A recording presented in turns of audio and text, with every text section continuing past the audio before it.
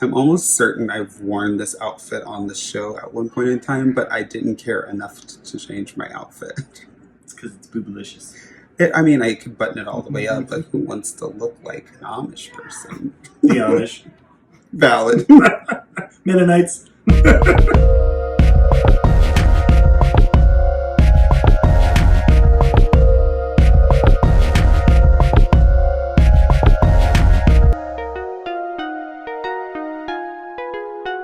Hi, everyone, and welcome to another episode of Relationshit, our weekly after show about our podcast, Relationshit. We are your hosts. The Critellis. I'm Marko. And I'm Tony. And it is another Friday, and we want to thank you guys so much for being a part of this week's episode of Relationshit. We had an interesting time on the podcast.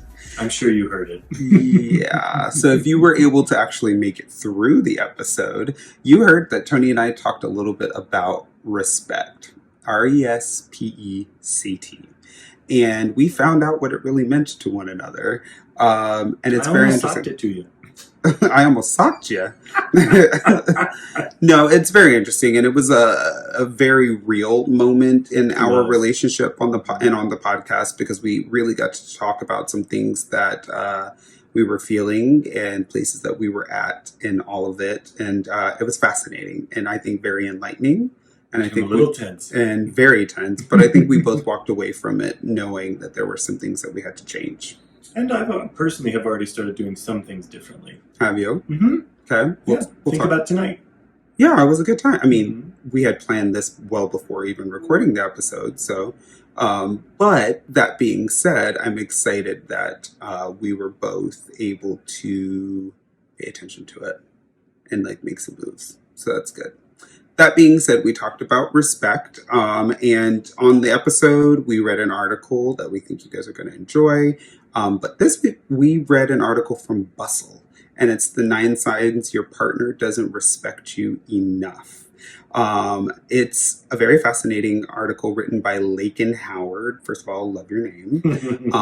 And essentially, it goes through ways that you will know that your partner is just not respecting you and what you should do about it at the end. So we're going to go through the 9 ways very quickly. So the first one is they don't listen to you. I think it's super self-explanatory, right? What? If you have something going on, and you feel like your partner's not paying attention to you or that they don't care, then that's a clear sign right there, right? Number 2 is you've caught them in a lie. And this is great because it says whether it's simply a white lie or something more serious like cheating, lying to a significant other says that they don't feel that you have the right to know the truth. And that is a blatant disrespect, yeah? That's a big one. It's a huge one. Mm-hmm. Number 3, they don't prioritize you. So when you truly respect your partner, that means you also respect their time and you make them a part of your day-to-day.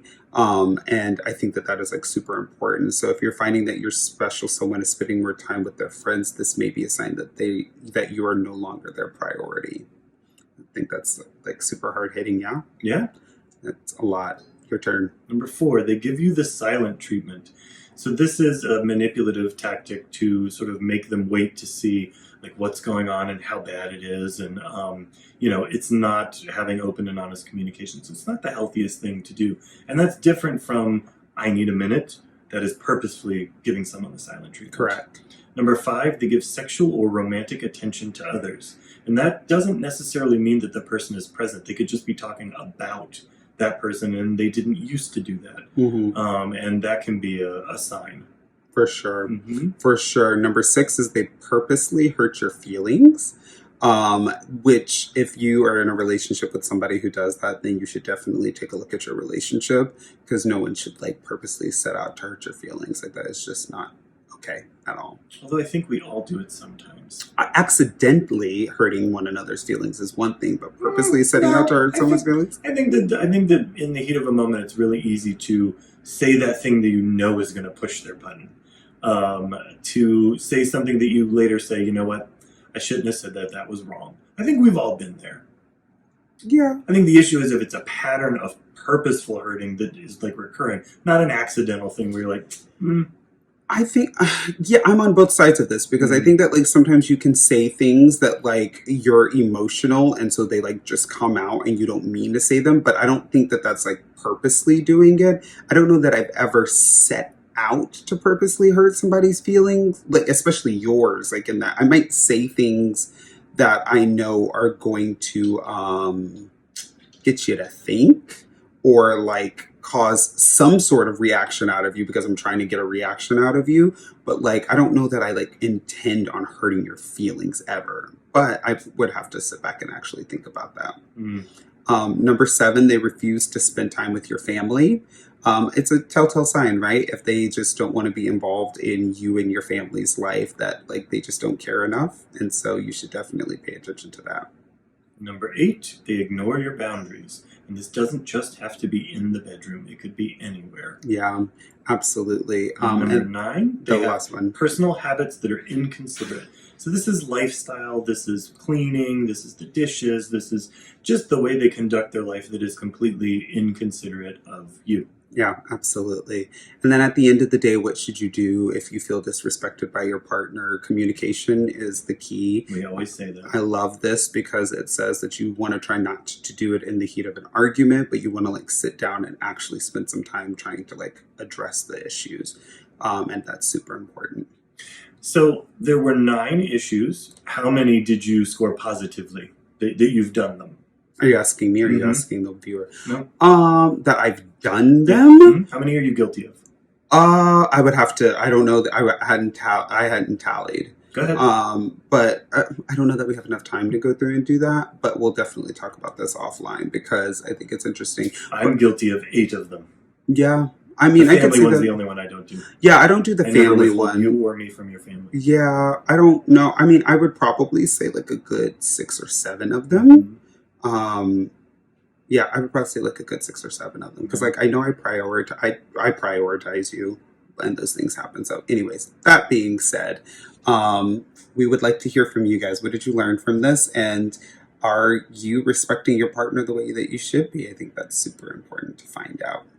So that's going to do it for this week's episode of Relationship. Thank you for watching as we've talked more about this week's topic from the podcast. Make sure you visit our website, podrelationship.com, for more content and information about the podcast. And while you're there, make sure you fill out a listener situation or email us at relationshipquestions@gmail.com.